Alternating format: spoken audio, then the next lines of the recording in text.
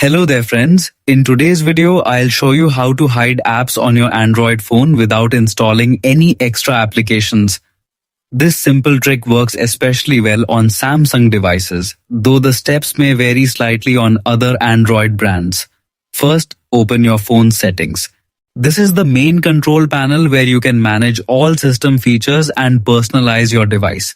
Next, scroll down carefully until you find the home screen option. On some phones, it may be labeled differently, such as display or launcher settings. Tap to open it.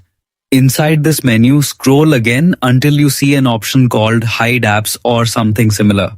Once you tap it, a new screen will appear showing all the apps installed on your phone. Now comes the easy part. Simply select the apps you want to hide. You can choose one app or multiple apps at the same time.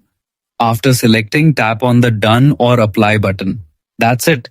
The selected apps will immediately disappear from your app drawer, making your phone look cleaner and more private. Don't worry, these apps are not deleted, just hidden. You can always return to the same settings to unhide them later.